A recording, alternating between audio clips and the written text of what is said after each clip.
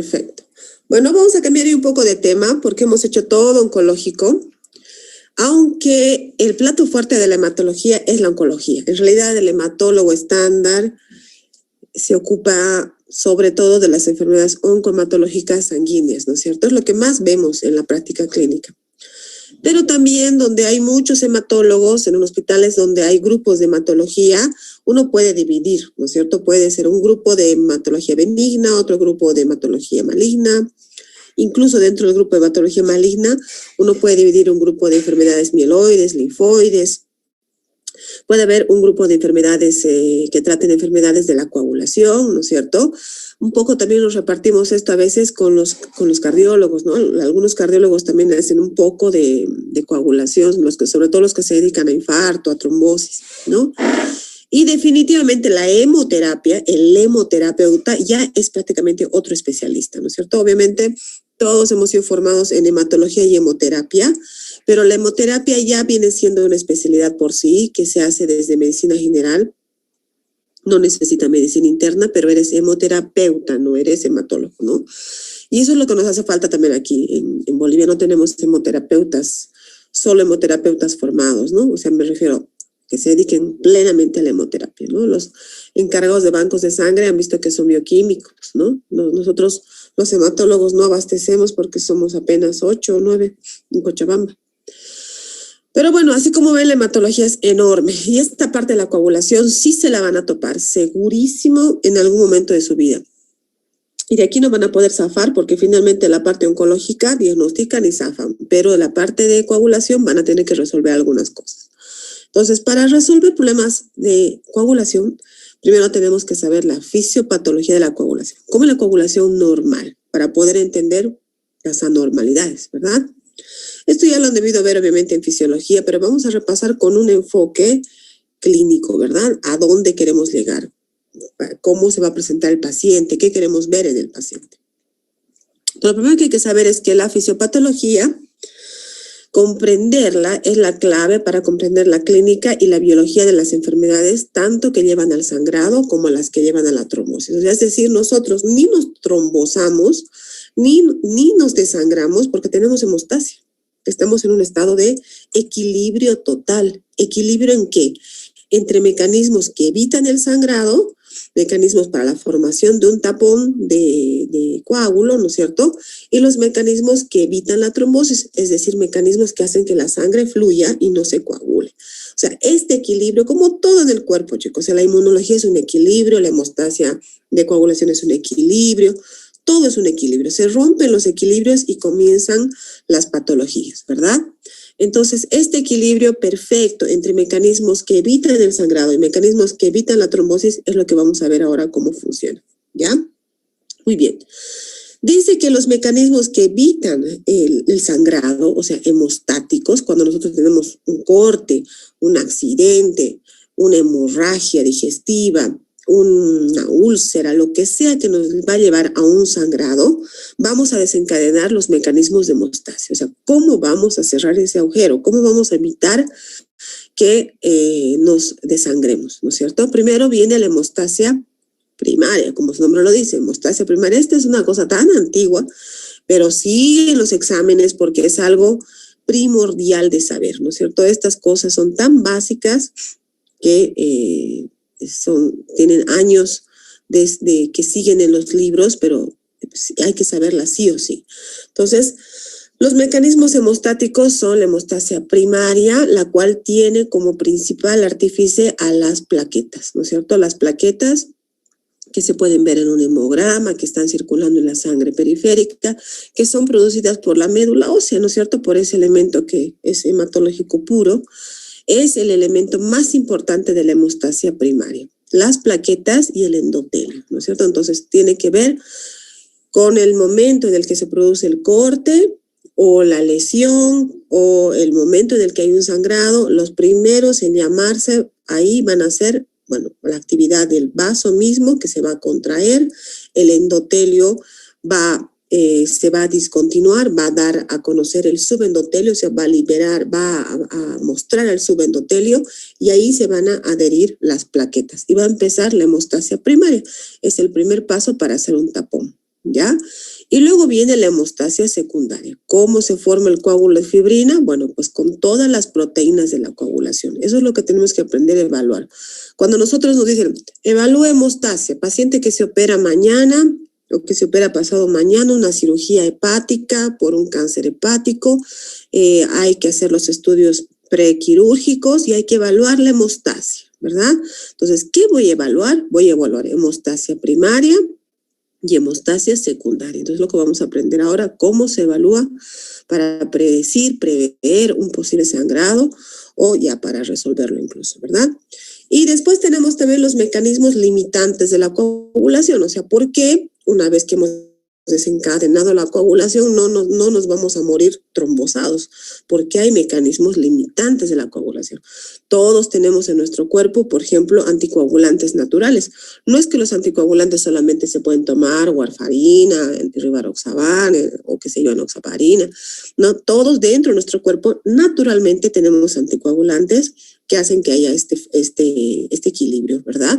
Tenemos un sistema fibrinolítico que cuando ya se ha hecho muy grande el coágulo, dice, bueno, basta, y empieza a alisar el coágulo, ¿no es cierto? El coágulo de fibrina, pues se llama fibrinolítico. Y obviamente tenemos un flujo sanguíneo regular que hace que no coagulemos todo el cuerpo todo el tiempo, ¿no es cierto? Esos son los mecanismos. Entonces, ¿cuáles son los componentes de la hemostasia efectiva? Otra cosa que siempre hay que saber, ¿no es cierto? La hemostasia son el componente vascular, ¿no es cierto? Las paredes del vaso, el endotelio, el subendotelio, el componente plaquetario y las proteínas de la coagulación. Gracias a esas tres cosas podemos hacer un coágulo, ¿verdad? Podemos lograr cohibir un sangrado, ¿ya? ¿Qué es lo primero que existe? Como hemos dicho, ¿no? La hemostasia primaria, acuérdense. ¿Cómo evalúo hemostasia primaria? Conociendo cómo están las plaquetas, porque las plaquetas y el endotelio o el vaso son los elementos más importantes de la hemostasia primaria. Cuando hay una agresión en la pared vascular, dice que esta se va a contraer, ¿no es cierto? Su primer reflejo. Se contrae por un reflejo neuromoral. Al mismo tiempo, las plaquetas contactan el subendotelio. Ustedes tienen que hacer de cuenta que el endotelio es como una capa lisa, resbaladiza, que es la capa que está en contacto con la sangre, ¿no es cierto? Es la capa más interna del vaso sanguíneo. Todo nuestro endotelio está cubriendo todos nuestros vasitos por adentro y hace que la sangre no repare en quedarse en ningún lado, fluye. Entonces, cuando se rompe el endotelio, se expone el famoso subendotelio. Y el subendotelio no es pues tan lícito. El subendotelio es una estructura que más bien para que se imaginen un poco, bueno, yo tampoco lo conozco, ¿no? Eso se ve con un microscopio electrónico. Pero tiene la propiedad de llamar a las plaquetas y de provocar la agregación plaquetaria, de ayudar a provocar el primer agregado plaquetario o la acción plaquetaria y empezar a producir el coágulo, ¿no es cierto? Entonces, eso es lo primero que sucede. Hay un daño del endotelio, hay exposición del subendotelio y hay un llamado a las plaquetas y hay vasoconstricción. Esa es la hemostasia primaria, ¿no es cierto? Ahora, todo con el objetivo de crear el tapón plaquetario. Miren ahí, todo bonito, ¿no ve? El tapón plaquetario, ¿no? Entonces, la actuación vascular más la actuación plaquetaria van a determinar la hemostasia primaria, ¿ya? Ahora, en la hemostasia primaria también hay un componente vascular, ¿verdad? El tejido vascular de soporte, la pared del vaso y el endotelio. El tejido vascular de soporte y la pared van a mantener la integridad, que es importante para prevenir la hemorragia, y el endotelio, su integridad es importante para prevenir la trombosis. Entonces, acuérdense, protector de trombosis es el endotelio y promueve la trombosis el subendotelio, ¿ya? ¿Por qué el endotelio es tromboresistente? ¿Por qué esta capita que nos las imaginamos lisita, un resbalín, es protectora de un trombo? Porque tiene una carga negativa, porque tiene una enzima que es la adipasa, que se transforma en el ADP en AMP, que es un potente antiagregante plaquetario, produce óxido nítrico más de paso, ¿no es cierto? Y prostaciclinas, que son inhibidores de agregación plaquetaria. Entonces, el endotelio tiene toda la capacidad de poder prevenir un trombo. Entonces, por razonamiento, chicos, todas las situaciones en las que se daña el endotelio son situaciones propensas a hacer un trombo, ¿verdad? No solamente se daña el endotelio en un corte, ¿no es cierto? O, por ejemplo, en un balazo, donde obviamente el endotelio se va a dañar y va a haber vasos que van a estar dañados. Por ejemplo, una infección severa puede producir daño del endotelio.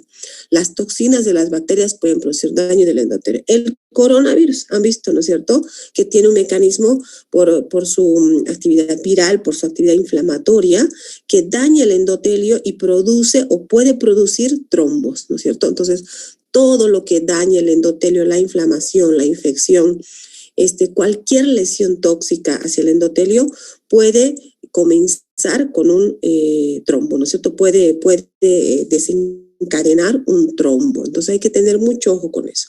Entonces, ¿cómo voy a evaluar la hemostasia primaria? Hemos dicho que son las plaquetas.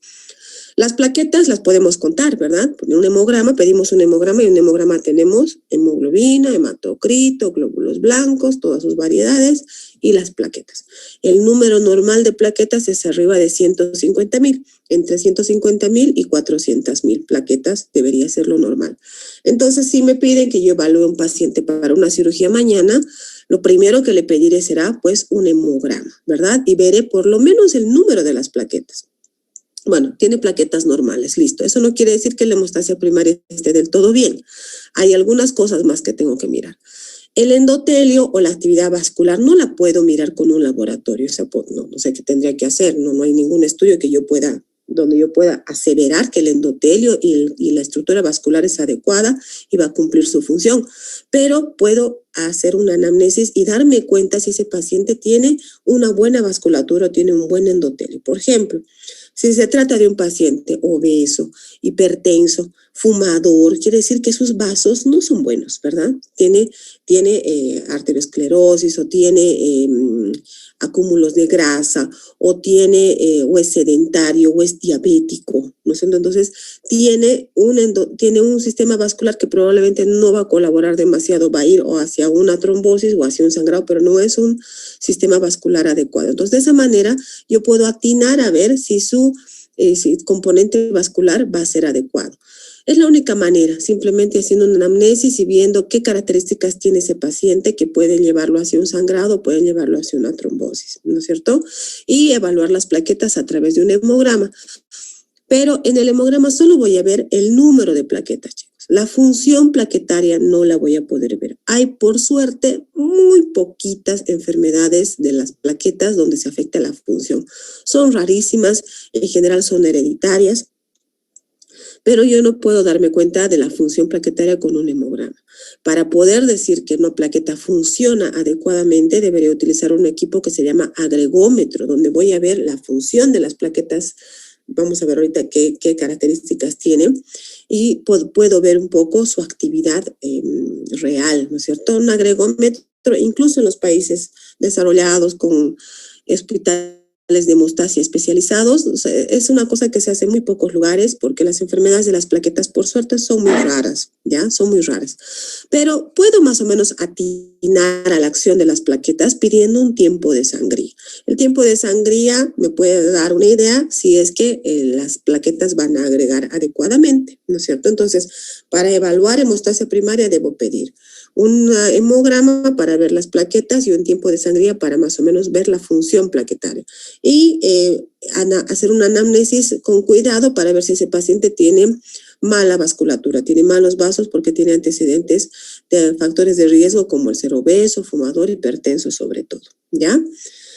Entonces, hemos dicho que el endotelio es algo muy importante, muy importante. Por eso, por ejemplo, cuando nosotros tenemos pacientes que tienen válvulas cardíacas, o tienen una prótesis aórtica porque sufrieron un aneurisma, o cualquier prótesis vascular, ese paciente debe estar anticoagulado. ¿Por qué? Porque esa prótesis, por más fina que sea, no tiene endotelio. Entonces, siempre la sangre, cuando llegue a ese lugar, va a hacer un stop y va a crear mínimamente un panus y después va a crear un trombo, ¿no es cierto?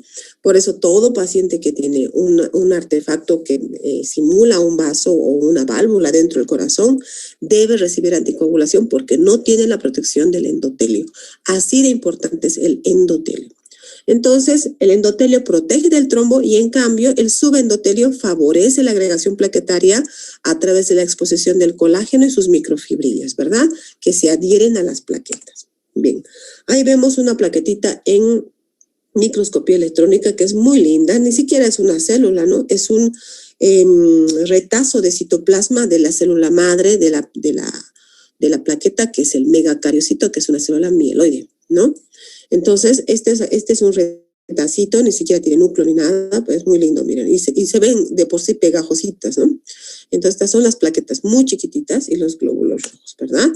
Tienen una membrana bien compleja, contiene glicoproteínas, complejos GP2B3A, bueno, tiene una serie de cosas, tiene invaginaciones que forman un sistema canalicular abierto, muy complejo. Además, tienen gránulos de todo tipo que van a actuar en los diferentes momentos de la agregación plaquetaria. Tiene cuerpos densos, tiene un sistema tubular denso. O sea, es una tontería y tiene tanta complejidad que les digo, existen hematólogos que solo se dedican a ver plaquetas, ¿no es cierto? Hay hematólogos que se vuelven hemostasiólogos y dentro de la hemostasia se dedican a la agregación plaquetaria. Así de compleja es la plaqueta, ¿no? Hay enfermedades que aquejan a las plaquetas, por suerte son menos frecuentes, ¿no? Pero existen esa especialidad, ¿no? Incluso hay una atmósfera plaquetaria, o sea, más allá de lo que es la misma plaqueta, crea una atmósfera, o sea, realmente algo demasiado complejo para una cosa tan minúscula. Pero la plaqueta es compleja, ¿no? Entonces, lo único que puedo ver con un hemograma es el número. Pero todo esto, la adhesión, la liberación del contenido y la agregación, las tres reacciones básicas que desarrolla la plaqueta, no voy a poder ver con un hemograma. Para esto necesito un agregómetro, que es un equipo de alta especialidad de plaquetas, pero puedo atinar a su actividad con un tiempo de sangría bien hecho, ¿ya? Entonces, para evaluar hemostasia primaria, hago una anamnesis del sistema vascular, sobre todo atinando a alteraciones del sistema vascular, pido un hemograma y pido un tiempo de sangría. No hay más que pueda hacer para evaluar la hemostasia primaria, ¿ya? Saber cómo funciona la adhesión, por ejemplo, aquí donde se une a través de la glicoproteína 1B9, actuando como puente el cofactor de von Willebrand. El von Willebrand es un factor una proteína que actúa en la hemostasia primaria, no en la hemostasia secundaria, ¿no es cierto?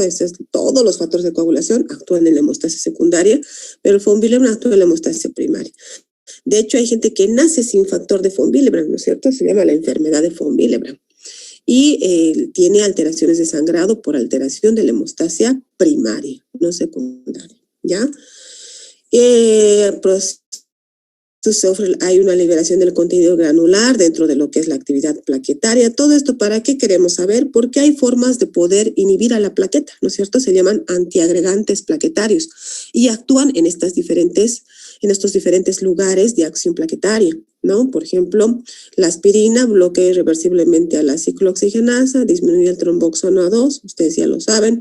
El dipiritamol, un primo hermano de la aspirina, inhibe también la fosfodiesterasa. Bueno, el objetivo es que sean antiagregantes plaquetarios, ¿verdad? Entonces, cuando no queremos que haya acción plaquetaria, cuando queremos inhibir la hemostasia primaria, por ejemplo, cuando un paciente ha sufrido un infarto, le ponen un stent, el cardiólogo le deja antiagregantes, ¿verdad? Porque no quiere que se vuelva a hacer ningún tipo de coágulo allá adentro, ni panos, ni nada. Entonces, a veces lo anticoagulan y a veces le ponen antiagregación y anticoagulación. Terrible, porque es una situación de alta probabilidad de trombosis. Entonces, ¿para qué nos sirve saber la fisiopatología de cada etapa? Porque tenemos medicamentos que actúan ahí, inhibiendo o activando las diferentes acciones, las diferentes etapas, ¿verdad? Y la agregación finalmente ya como un efecto final de lo que es la acción plaquetaria. Entonces, hasta ahí vemos la hemostasia primaria. Facilita de evaluar. La hemostasia primaria tiene como componentes más importantes la plaqueta y el endotelio o el componente vascular, ¿verdad? Entonces, ¿cómo voy a evaluar la hemostasia primaria? Voy a evaluar haciendo un hemograma para ver el número de plaquetas, sabiendo que por ahí la función no la voy a poder ver.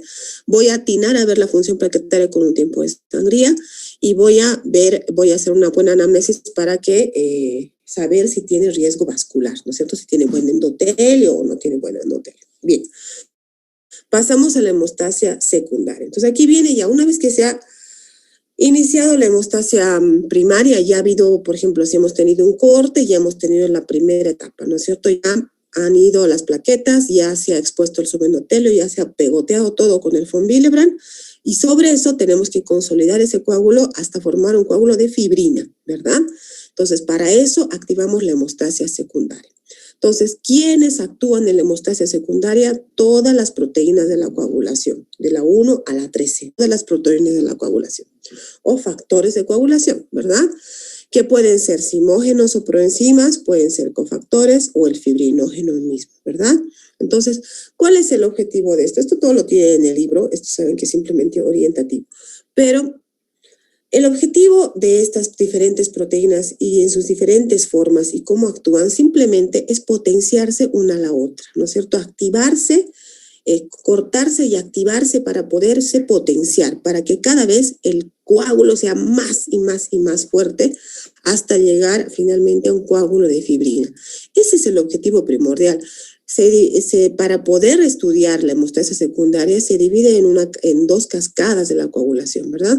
Lo único que pretenden esas cascadas es hacernos imaginar en nuestra cabeza cómo es que se van potenciando, cuáles son los factores clave, los factores de coagulación clave más fuertes y más potentes, y cuál es el producto final.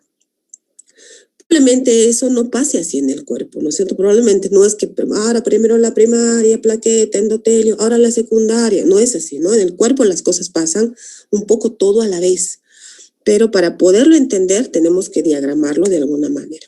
Entonces, una cosa que ustedes tienen que saber es que los factores de coagulación se producen todos prácticamente, excepto el von Willebrand, que está más en el endotelio, pero todos los factores de coagulación se producen en el hígado. Entonces, si estoy viendo a una persona cirrótica, si estoy viendo como este paciente con cáncer de hígado, ¿no es cierto? Si tiene hepatitis, si se ha dado una farra el día anterior, cualquier cosa que afecte al hígado me va a afectar la coagulación. ¿Me entienden? Una persona que tiene mal hígado no va a poder coagular adecuadamente. A veces lo voy a poder evidenciar en el laboratorio, a veces no, pero tengo que saber que si no tiene buen hígado, no va a poder enfrentar adecuadamente los retos quirúrgicos o los retos de sangrado. Entonces, lo primero que tendré que evaluar, pues, es el hígado, ¿verdad? Entonces, ¿cómo se evalúa un hígado? Un hígado hay varias formas de evaluar. Primero, tengo laboratorios, ¿verdad? Laboratorios que me van a mostrar la función hepática. Estas son las transaminasas, glutamina oxalacética, glutamina pirúvica, GOT, GPT, la gamma GT, que es la más fidedigna para el daño muy reciente, ¿no es cierto? Cuando una persona se ha tomado muchos antibióticos y está con mucha toxicidad, la gamma GT se altera. Igual es la más fácil de corregir, pero cuando hay un daño permanente, cuando hay una cirrosis, cuando estoy entrando en un daño hepático irreversible, bueno, todas las enzimas se pueden alterar. Las bilirrubinas también son importantes para ver el daño hepático. Entonces, una buena medida, si es un paciente que estoy sospechando, que me da bien la coagulación, me da bien el hemograma, todos los valores de coagulación, pero tiene un antecedente hepático, tiene una hepatitis, tiene un hígado inflamado, debo pedir nomás un perfil hepático para estar segura de que ese hígado finalmente funciona dentro de todo bien, y si pido una imagen mejor, ¿no? La imagen, la ecografía simple evalúa bastante bien el hígado, ¿no es cierto? Para nuestros fines, ¿verdad? Para saber. Y si me están mandando un paciente para evaluar hemostasia y sabiendo que tiene una hepatopatía, sin duda tengo que prever algún elemento para la cirugía y no mandarlo así nomás, ¿ya? Entonces, el hígado es súper importante. En la hemostasia secundaria hemos dicho que todos los factores de coagulación son importantes, pero hay unos que son bien importantes, que son los factores de coagulación vitamina K dependientes, ¿no? ¿Qué hacen? La vitamina K participa en la carboxilación de los residuos de ácido glutámico de estas proenzimas. Estos residuos permiten a través del calcio la unión a fosfolípidos indispensables para la formación del complejo activador. Bla, bla, bla, bla, bla. ¿Qué quiere decir esto? Quiere decir que estos factores de coagulación dependen de la vitamina K, por ende dependen un poco de la nutrición, ¿no es cierto? Por ende, un desnutrido puede tener alteraciones de la coagulación. ¿Por qué es importante saber que existen estos factores dependientes de la coagulación? Porque hay drogas anticoagulantes que inhiben a estos factores. Por ejemplo, la warfarina. La warfarina es un medicamento inhibidor de los factores vitamina K dependientes, ¿no es cierto? Por eso nunca se han preguntado cuando les dan warfarina, ya la warfarina se está yendo del mercado. Ustedes van a llegar al mundo moderno del Rivaroxaban o de los anticoagulantes nuevos. Pero, por ejemplo, yo me acuerdo que cuando los pacientitos se operaban de corazón en el belga, Les decían, no puede comer, ¿qué se llama esto? Ay, ¿qué se llama, chico? No puede, perejil. No puede comer perejil, no va a comer, no va a comer. ¿Por qué? Porque el perejil y todas las verduras bien verdes tienen pues vitamina K. Entonces, si queremos inhibir a la vitamina K con la warfarina, parece ilógico que coma vitamina K, pero bueno, a la larga, después se sabe que la alimentación no es tan crucial cuando un paciente toma warfarina, se regula con un laboratorio y no pasa nada. Pero de ahí viene de saber que la warfarina inhibe a los factores vitamina K dependientes. Y uno de ellos, que es el factor 7, es bien importante porque es potente, ¿no es cierto? De hecho, hoy por hoy contamos en el mercado, por decirlo así, con factores de coagulación individualizados, o sea, del plasma, de un litros y litros o toneladas de plasma en plantas procesadoras de plasma, han extraído factor 7, factor 8, factor 9, algunos lo han reconstituido, lo han fabricado a través de técnicas recombinantes, ¿no es cierto? A través de bacterias han producido estos factores. Pero la cosa es que en algunos quirófanos todavía nosotros tenemos plasma fresco congelado, crioprecipitados como fuentes, como elementos de acción frente a un sangrado. Y en otros quirófanos de otros países desarrolladísimos, abren una gaveta y tienen un frasco de factor 7, factor 8, factor 9, protrombínico, todo lo que necesitan para simular una hemostasia secundaria. ¿Entienden? Entonces, la hemostasia secundaria había tenido factores de coagulación que se producen todos en el hígado. Es importante ver la indemnidad del hígado y tienen estos factorcitos que son bien importantes, vitamina K dependientes, son bastante potentes y hay que evaluarlos también. Entonces, ¿cómo se va formando el coágulo? A través de todas las acciones que se producen entre estos factores de coagulación, que como les digo, lo único que hacen es potenciarse uno al otro para formar un moco gigante y que no se pueda despegar, que es la fibrina, ¿verdad? Entonces, eso lo hacen a través, por ejemplo, de la proteólisis, la polimerización y finalmente la estabilización del coágulo. Son procesos químicos, ¿verdad? Que son tan interesantes, ¿no? Pero bueno, hay que saberlo.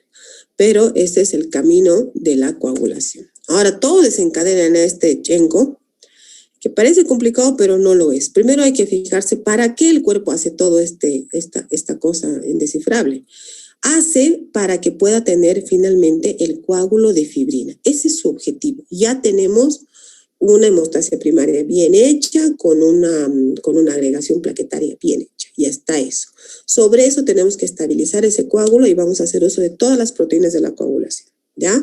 Entonces se divide en dos vías. Dice que hay una vía de activación intrínseca y una vía de activación extrínseca, ¿ya? La vía de una es más lenta, la otra es más rápida, bla, bla, bla, no es muy importante. ¿Qué es importante? Que, por ejemplo, tenemos que identificar a los factores más importantes en cada vía. En la vía extrínseca, el factor 7 sin duda es un factor muy importante, ¿no es cierto? Que se convierte de 7 a 7 activado, que activa a su vez al 10, lo convierte en 10 activado, y la otra vía tiene también dos factores muy importantes, factor 8 y factor 9, ¿no? Que hace lo mismo, se activan, ¿para qué? Para convertir al 10 en 10 activado, porque el 10 activado va a convertir a protrombina en trombina y al fibrinógeno en fibrina. Fin, ¿no es cierto? O sea, tienen dos vías que se unen más o menos a nivel del 10 y después logran un coágulo de fibrina terrible, ¿no es cierto? Entonces, también es importante, ¿por qué? Porque conocemos anticoagulantes que actúan en estos lugares. Hemos hablado de la warfarina. ¿Dónde actúa la warfarina? Aquí, en la vía extrínseca a nivel del factor 7, inhibiendo el factor 7 que es vitamina K dependiente. Por ejemplo, ¿dónde actúa la enoxaparina? Actúa directamente a nivel del 10, ¿no es cierto? Inhibe al 10 activa, un poquito más abajo, por eso ya es un anticoagulante más finito, ¿verdad? La heparina común, la que ustedes también ya no la van a usar nunca más, pasó a la historia, que es una heparina endovenosa que actúa inhibiendo la vía intrínseca, ¿no es cierto? Entonces, ¿dónde actúan los nuevos anticoagulantes orales? Aquí también, directamente en el 10, ¿no es cierto? No daña demasiado arriba, sino va directamente al 10. Tenemos fibrinógeno exógeno, o sea, tenemos fibrinógeno fabricado, puede decirse, o sea, procesado, y tenemos fibrinógeno listo para utilizar en un polvito, ¿no? Podemos necesitar en algún momento para potenciar el coágulo de fibrina, por ejemplo, ¿no es cierto? Y así más o menos vamos identificando qué elementos podemos llegar a necesitar para mejorar una hemostasia secundaria que esté dañada, pero no sin antes saber cómo debe ser la normal, ¿ya? Entonces pueden ver que esto es súper sencillo. Si estuviéramos en China, veríamos esto. Entonces, esto sí parece grave, ¿verdad? Pero nosotros estamos viendo que es requete fácil. Así que no hay que hacerse mucho show con esto. Después dice que hay amiguitos, ¿no es cierto? Que hay algunos que se juntan y que son más potentes que otros. Entonces, ¿de dónde proviene la trombina? De la protrombina, que pierde 2 fragmentos por acción del 10 activado. Por eso al 10 activado le dan mucha bola, ¿no es cierto? El factor 5 acelera la reacción y en presencia de calcio y fosfolípidos, eso nunca se van a olvidar. No es que yo tengo estas proteínas en mi cuerpo todo el tiempo. ¿Por qué no me estoy coagulando todo el tiempo? Porque necesita ciertos elementos en el lugar donde está el daño, ¿me entienden? Y para que se produzca la hemostasia secundaria, siempre se va a necesitar calcio y fosfolípidos, siempre van a participar. Por eso es que, por ejemplo, cuando quieren simular la coagulación en un laboratorio, porque ¿qué son los laboratorios de coagulación? Simplemente es simular la coagulación, lo que está sucediendo en mi cuerpo en un tubo de ensayo, ¿verdad? Entonces, además de ponerle la sangre del paciente y hacer los estudios, le agregan pues calcio y fosfolípidos, como para poder simular una coagulación verdadera. Entonces, acuérdense que siempre las reacciones de coagulación de la hemostasia secundaria se dan en presencia de calcio y fosfolípidos. Por ejemplo, aquí se unen el 2, el 10 y el 5 y forman el complejo activador protrombínico, potente igual. Tenemos factor de complejo activador protrombínico, tenemos en el mercado para poderlo utilizar en una situación de emergencia, queriendo mejorar la hemostasia secundaria, ¿ya? Entonces, hemos dicho que el factor 10 finalmente se activa por 2 vías, la vía intrínseca y la vía extrínseca. En la vía extrínseca el factor importante es el factor 7, en la vía intrínseca el factor importante es el 8 y el 9, por ejemplo. Los dos activan el factor 10, el 10 en 10 activado, trombina, fibrinógeno y fibrina, y listo, ¿verdad? También interviene el factor tisular, que es una lipoproteína liberada por las células endoteliales dañadas, que en presencia de calcio activan también el factor 10 y potencian la coagulación. Ahora, ¿cómo vamos a medir estas vías? ¿Ya? Para poder medir la vía extrínseca tenemos un laboratorio que se llama tiempo de protrombina. TP le llamamos en todo lado, tiempo de protrombina. Eso evalúa la vía extrínseca. Y la vía intrínseca es evaluada por el APTT, tiempo parcial de tromboplastina activada. Aquí está, ¿no es cierto? Entonces, la protrombina o tiempo de protrombina TP evalúa la vía extrínseca, cuyo factor más importante es el factor 7, ¿ya? En cambio, el tiempo parcial de tromboplastina activada evalúa la vía intrínseca, que tiene estos otros factores como representantes, ¿verdad? Eso convierte el fibrinógeno en fibrina. Entonces, ¿qué debo hacer para evaluar una buena hemostasia secundaria? Primero, ver el hígado. Ya hemos dicho, todo paciente con sospecha de hepatopatía, ojo, porque puede sangrar, aunque sus laboratorios estén más o menos bien, ¿ya? Digamos que no tiene nada, es una persona sin antecedentes, se tiene que operar mañana, le evalúa hemostasia primaria, le pregunta, a ver, señor, usted está en buen peso, es deportista, no fuma, no bebe, no, su endotelio debe estar bien o sus vasos están bien, le hago un hemograma, plaquetas perfectas, le hago un tiempo de sangría que esté en tiempo, o sea, mantiene un buen tiempo de sangría, y le evalúo la hemostasia secundaria y le pido un TP y una PTT. Con esas dos cosas he evaluado la hemostasia secundaria. Si quiero ser más estricto y quiero saber si forma fibrinógeno, le pido un fibrinógeno. Entonces, ¿cómo evalúo hemostasia secundaria? TP, APTT, fibrinógeno. Ya está, no hay más, ¿no es cierto? No quiero que pidan, es muy común, por lo menos yo que vivo en este rubro, todo el tiempo veo que piden tiempo de coagulación. Yo no sé qué es el tiempo de coagulación. El tiempo de coagulación es como que hacer todo esto junto, ¿me entienden? El tiempo de coagulación es un laboratorio que es tan arcaico, tan simple, tan básico, que simplemente es ver en qué momento se va a coagular la sangre. Así, literal. Miran un tubo y ven, se coaguló. 1 minuto, digamos, la nota, ¿no? Ese es el tiempo de coagulación. Eso es algo muy, muy subjetivo y no nos sirve para evaluar ninguna de las vías exactamente, ¿verdad? depende mucho del operador y no es un buen parámetro. Entonces, en cambio, el TP y el APTT son semiautomatizados. ¿Qué quiere decir eso? Que si bien el operador tiene que ver, hay una máquina que tiene una especie, no sé si se conocen, un perdigón de bici, que tiene una bolita que gira y va captando la fibrina, ¿no es cierto? Cuando se va haciendo más lento el flujo y avisa y dice, me parece que ya ha coagulado. Y tú como operador dices, sí, yo estoy de acuerdo también. Bueno, sale el tiempo de protrombina, que más o menos es de 12 segundos, y el APTT, que es más o menos de 25 a 30 segundos. Entonces es un valor que está semi-automatizado y se puede automatizar mucho más, pero es más fidedigno y además me está hablando de las dos vías. Por ejemplo, si yo tengo un paciente con una enfermedad que se llama, hemofilia. ¿Conocen la hemofilia? Es una enfermedad que afecta a los factores de coagulación. Afecta sobre todo el factor de coagulación 8 y 9, ¿verdad? Entonces, un paciente con hemofilia, depende si es A o B, va a tener alterada la vía intrínseca, ¿verdad? Y si yo le hago un laboratorio sin saber, solamente evaluando su coagulación, voy a tener alterado el APTT, ¿verdad? Entonces me voy a dar cuenta. Por ejemplo, si es un paciente que toma warfarina, yo le he preguntado, señor, usted mañana se va a operar, ¿toma algún anticoagulante? No tomo nada. No, a ver, ¿qué toma? Tomo paracetamol, tomo esto, tomo una pastillita azul, otra verde, otra mitadcita rosada, no sabe nada, ¿verdad? Entonces, puede ser que la persona esté tomando la warfarina y no me voy a dar cuenta, él no me va a decir, entonces yo voy a hacer PT, ya PTT, y me voy a dar cuenta, porque si está tomando warfarina, el TP o el tiempo de protrombina se va a alterar, porque la warfarina afecta a los vitamina K dependientes y ahí estamos con el 7, ¿verdad? Entonces, una forma de evaluar presencia de warfarina es haciendo un tiempo de protrombina, ¿verdad?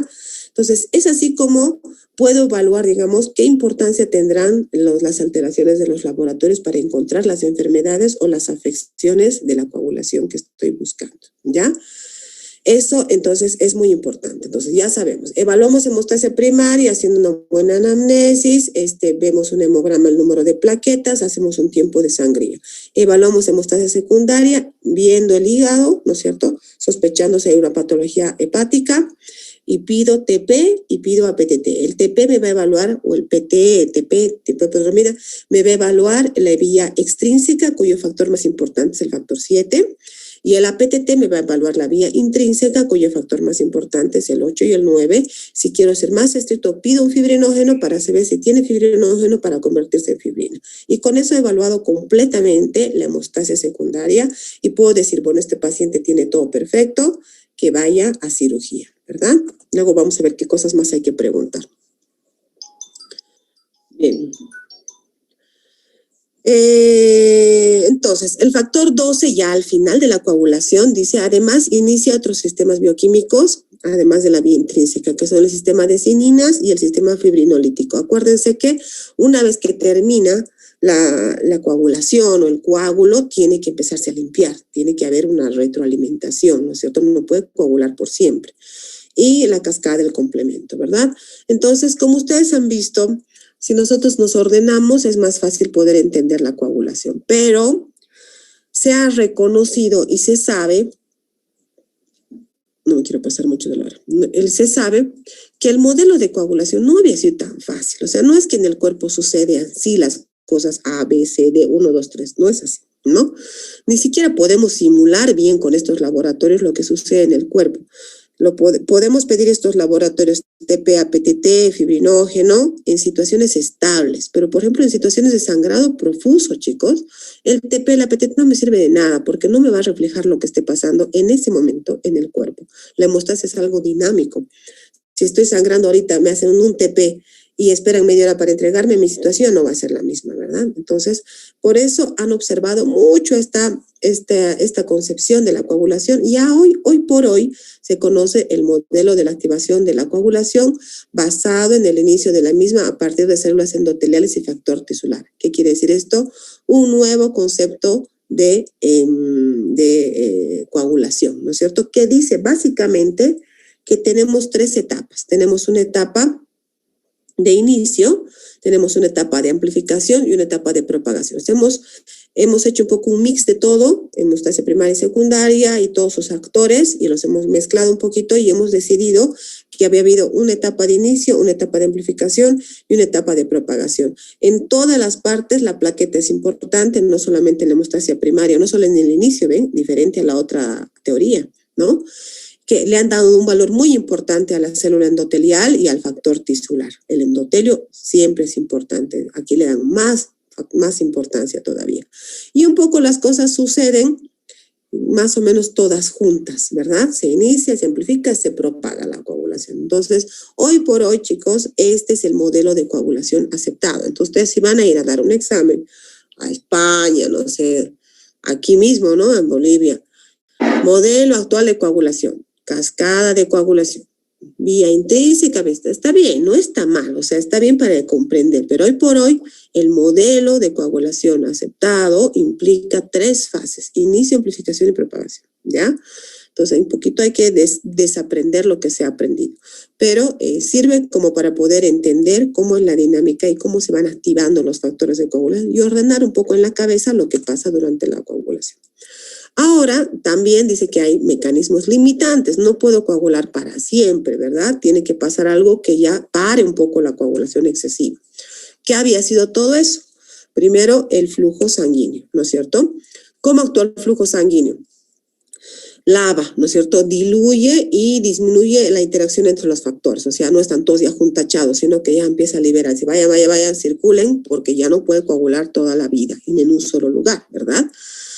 El hígado y el riñón también metabolizan y eliminan factores que ya han sido activados. Entonces, cuanto mejor esté tu hígado, mejor esté tu riñón, vas a poder manejar mejor la hemostasia también, ¿verdad? Dice que las reacciones de coagulación se compartimentalizan. Digamos, yo me corto la oreja, no voy a coagular pues, en mi pulmón, ¿no ve? Entonces, tengo que coagular en el lugar donde se ha producido el problema. Eso habla de compartimentalización. Por eso es importante el calcio y los fosfolípidos, porque el calcio y los fosfolípidos van a activar la coagulación ahí, en ese lugar donde se necesita, ¿no? Tiene que estar limitado un espacio físico, en otros lugares la coagulación será lenta o no va a ocurrir. Es que es lógico, ¿no es cierto? Si me voy a cortar, qué sé yo, la pierna, no voy a coagular en el cerebro. Entonces, eso es algo muy lógico del cuerpo humano, ¿verdad? Se llama compartimentalización de las reacciones de coagulación. Después dice que hay un feedback, obviamente, más producción de trombina, baja activación de cofactores. O sea, cuanto más ya se está logrando el coágulo, va paren, ya no se activan tanto, no se cortan tanto, no hay tantas reacciones de factores y cofactores para activar la coagulación.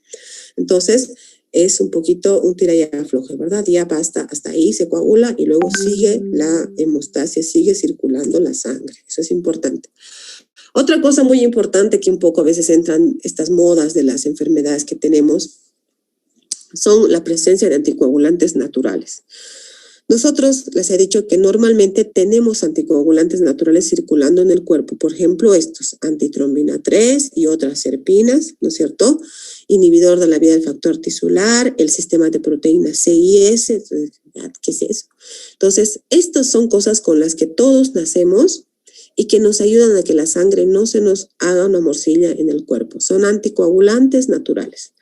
Hay gente que nace sin estos anticoagulantes, es cierto, vive muy poco, sobre todo cuando son alteraciones homocigotas o son deficiencias muy severas, ¿no es cierto? Nadie puede vivir así, ¿verdad?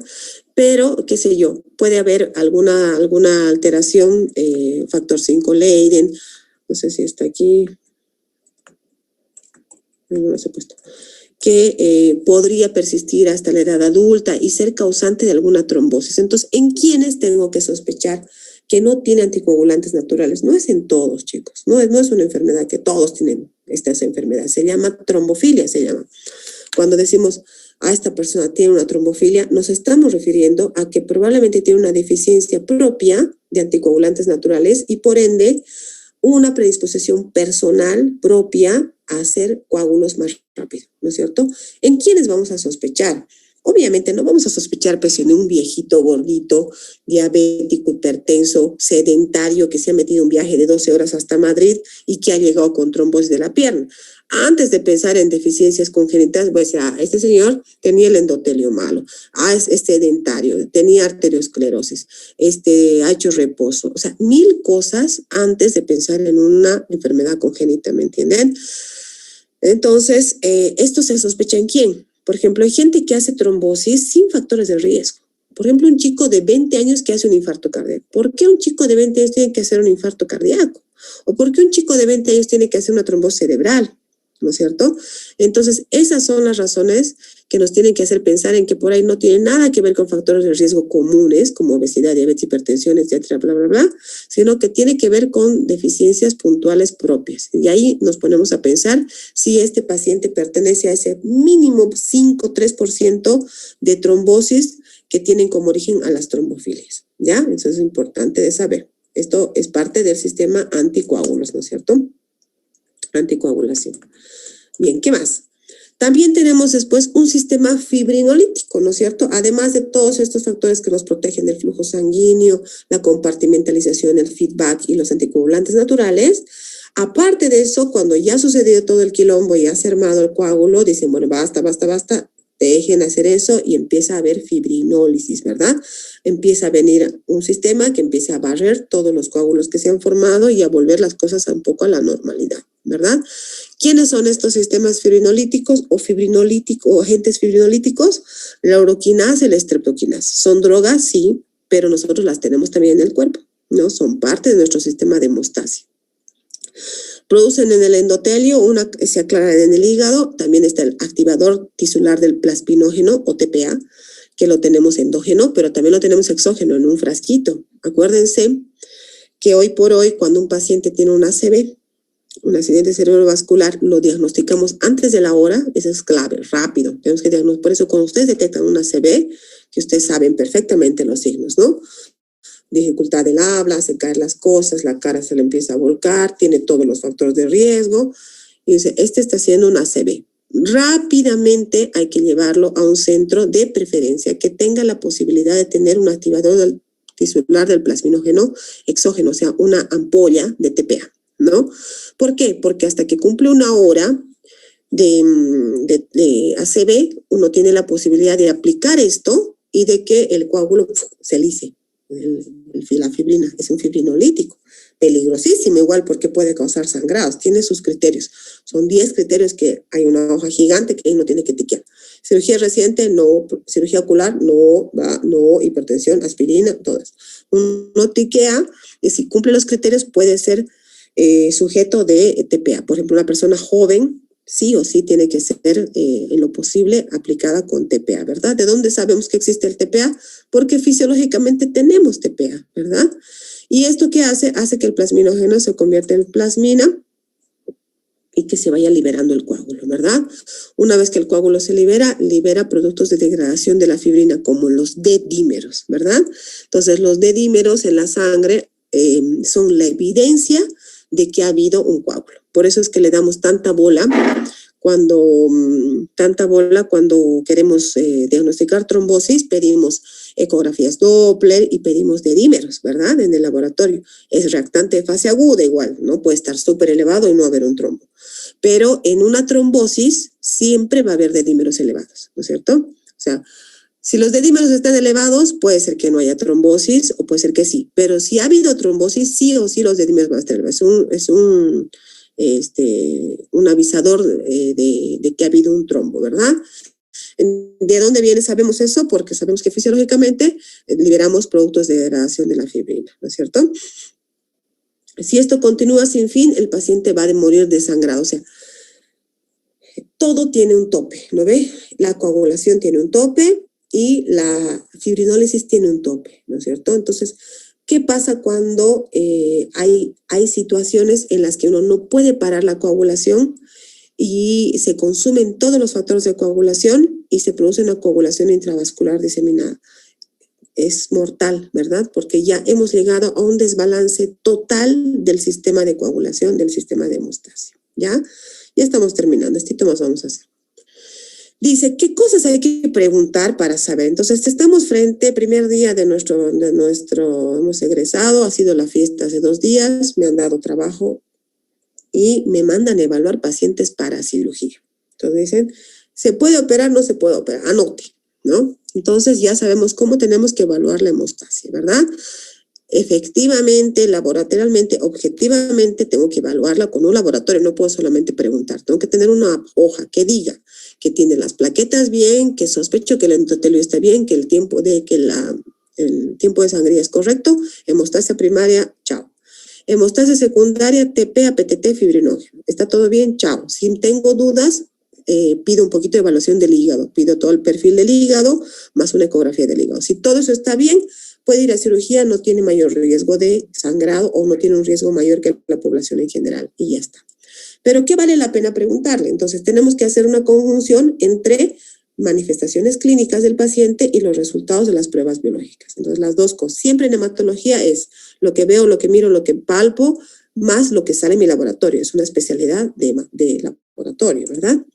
¿Qué debo preguntar? Primero, siempre, ¿no? Hay que preguntar, a ver, pues sobre todo son guaguitas, ¿no? Son niños. Este pacientito ha tenido algún problema en el nacimiento, ha habido hemorragia de cordón, ha habido algún sangrado en particular cuando nació. Ahí me voy orientando si puede haber alguna enfermedad heredada de sangrado, ¿verdad? De alteración hacia el sangrado. Hemofilia, qué sé yo, cualquiera de esas cosas. Entonces, esa es una buena pregunta para poder hacer.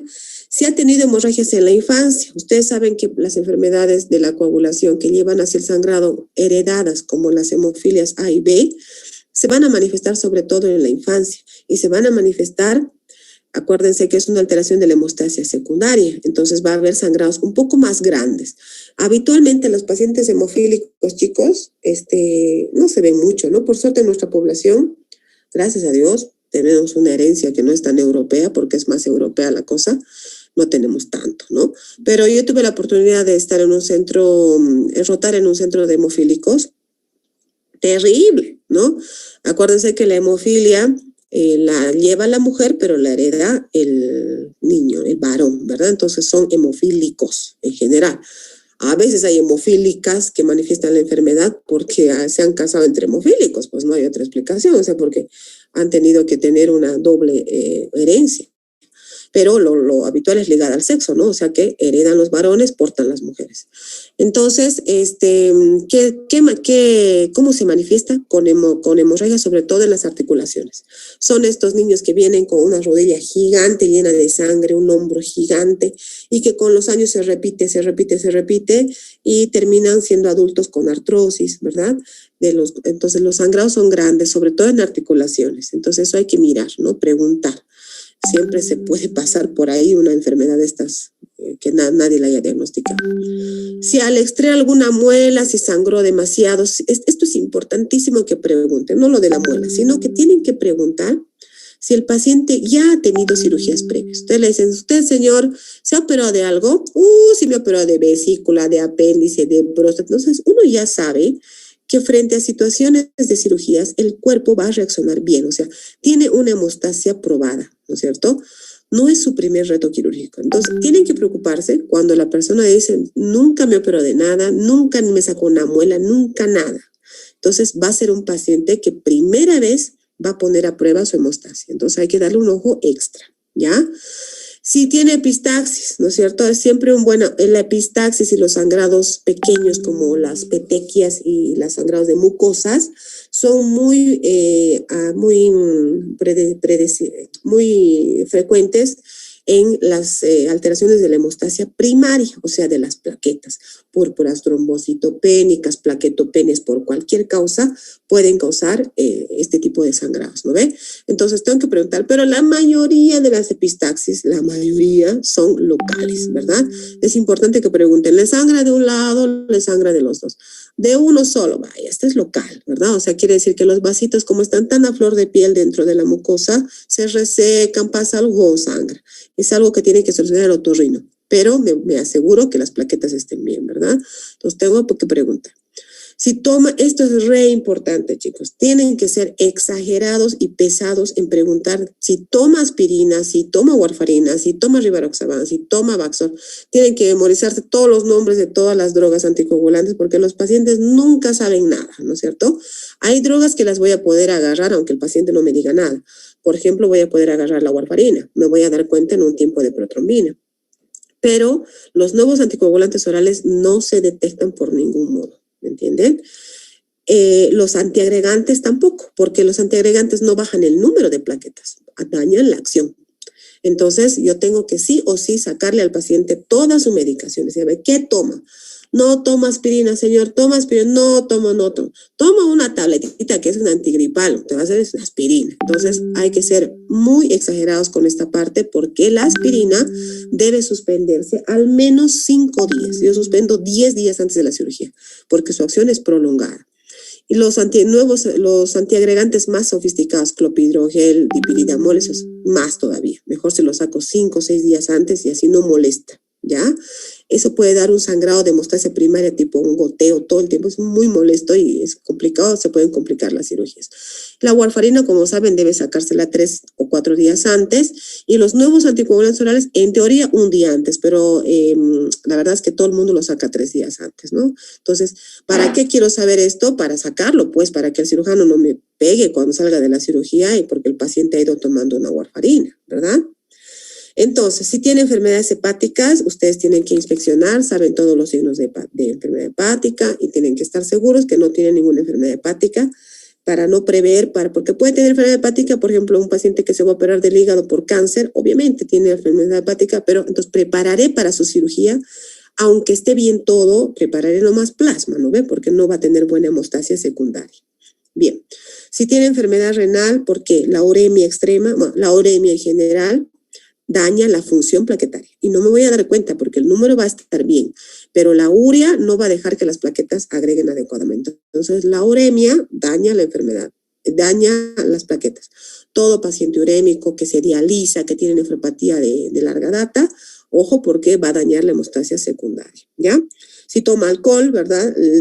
El alcohol daña el hígado, pero además una intoxicación por alcohol reciente puede dañar la coagulación, ¿verdad?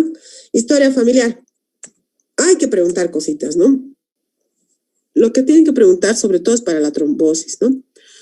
Usted en su familia ha tenido gente que ha trombosado, que ha tenido un infarto, una trombosis muy joven, sin ningún antecedente. Uy, sí, todos mis primos les ha dado infarto a los 20 años. ¿Cómo les va a dar infarto a los 20 años? Entonces hay que abrir los ojos para ver si no hay una trombofilia, ¿no? Otro antecedente muy interesante familiar tiene que ver también con las trombofilias, son los abortos a repetición. Cuando hay familias con mujeres con abortos a repetición, no falta de concepción, se concibe, pero se muere el niño.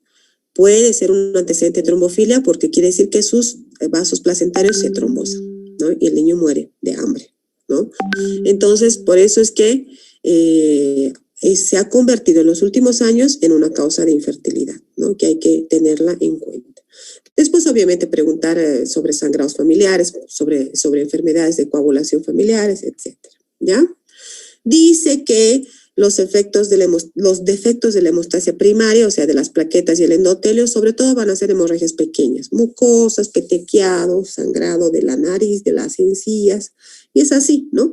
Por ejemplo, un chiquito con leucemia va a tener todos de sus 50,000 blancos van a ser 48,900 van a ser blastos y no va a tener plaquetas, ¿verdad?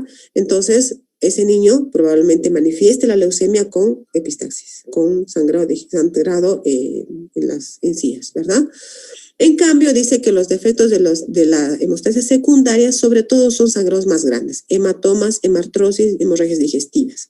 Entonces, un paciente hepatópata que no tiene buena coagulación secundaria, puede ser que tenga una hemorragia digestiva. Entonces, más o menos, ese es el patrón. Una PTI, púrpura trombocitopénica autoinmune, la vamos a llevar estos días. Nos va a dar más bien una hemorragia de mucosas o petequiado. Un cirrótico nos va a dar más bien sangrados digestivos. Una hemofilia nos va a dar una hemofilia, acuérdense que la hemofilia es hemostasia secundaria. Entonces nos va a dar hematomas y hemartrosis, ¿ya?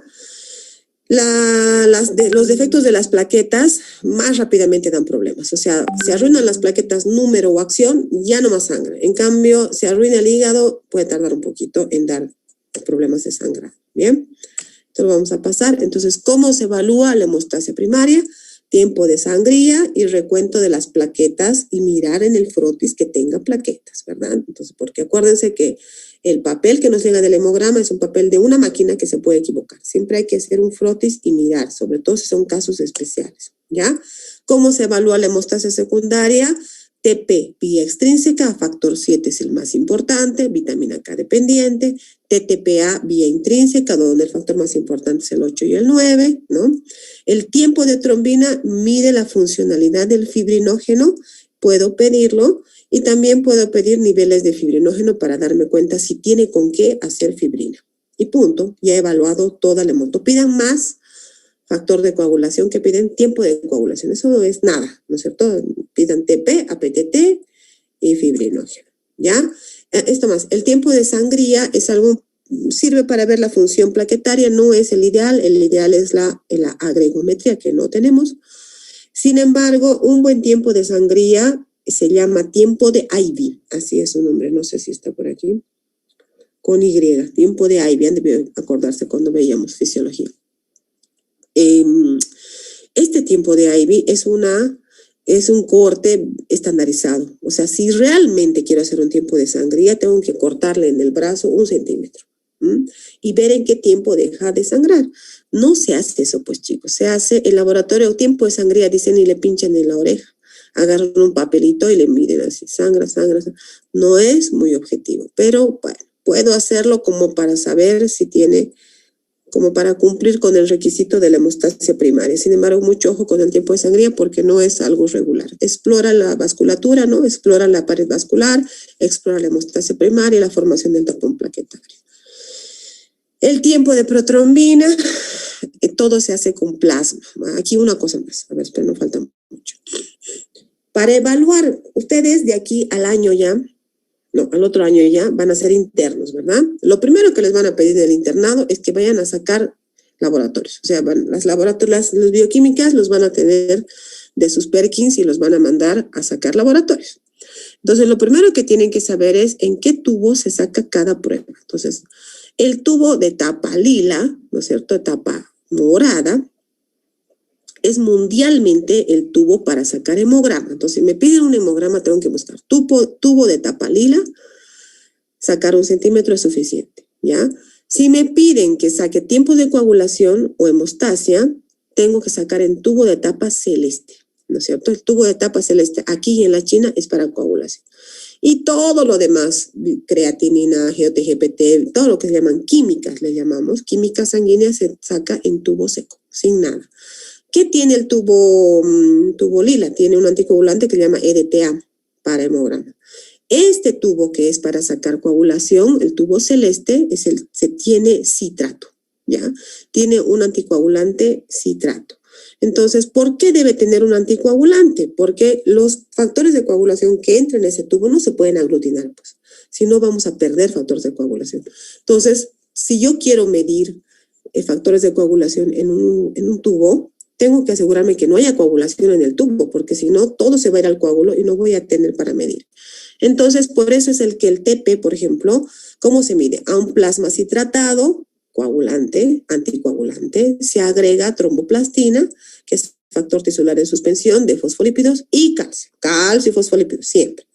Y se empieza a contar hasta que coagule. De 11 a 15 segundos es lo normal. Entonces, ¿qué tubo tengo que llevar? Tubo celeste con citrato, porque a eso se llama plasma. Cuando el tubo no tiene anticoagulante y todo se hace una morcilla ahí abajo, lo que queda es suero, ¿no es cierto? Entonces, eso es suero y lo que se llama plasma es con proteínas de coagulación, con todas las proteínas.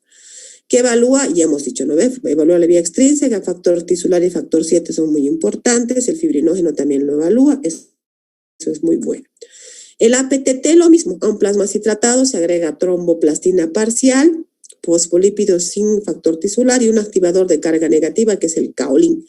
Este activador de carga negativa se saca de una serpiente, pues se sacaba, no sé ahora cómo será. Pero por eso es que acuérdense que el veneno de serpientes tiene anticoagulantes, ¿no?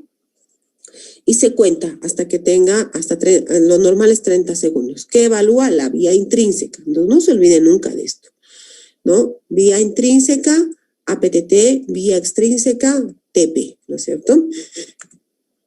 Y el tiempo de trombina que nos mide la funcionalidad del fibrinógeno. ¿Cuál es el problema de estas pruebas? El problema de estas pruebas es que son operador dependiente, dependen mucho del reactivo, si está bien, si quedó en la aduana, si quedó en el sol, si es de buena calidad, o sea, es un lío. Ahorita nosotros decidimos medirnos el TP y el APTT. Mañana 10 personas, vamos a 5 laboratorios diferentes. Nos va a salir a cada persona 5 resultados diferentes en los 5 lugares y todos varían. Todos somos normales de coagulación, pero nos va a salir todo diferente. ¿Por qué? Porque necesita mucha estandarización. Entonces, lo primero que tengo que ver es que el laboratorio tenga estándares de calidad para poder confiar en los resultados del laboratorio. Y estamos hablando de una persona estable, que no sangra, que no tiene ningún problema de la coagulación. Hablamos de personas que están sangrando, la coagulación se va al diablo. Es decir, no voy a poder fidedignamente creer en lo que es el TP y el APTT, sobre todo en un contexto de sangrado activo, ¿me entienden? Porque el sangrado activo, ahorita tengo un número de factores de coagulación, sangro 10 ml, ya tengo otro número de factores de coagulación. Sigo sangrando, ya no tengo factores de coagulación. Entonces, no sirve para contextos de urgencia, sirve para contextos controlados y de rutina, de evaluación de paciente estable. ¿Ya? Muy bien, bueno, creo que eso es todo. Mañana vamos a avanzar un poquito de lo que es el tromboelastografía, que es un método nuevo para medir la coagulación en situaciones de crisis. Y vamos a avanzar un poco de trombosis también, ¿ya? Bueno, creo que eso es todo. ¿Hay alguna pregunta?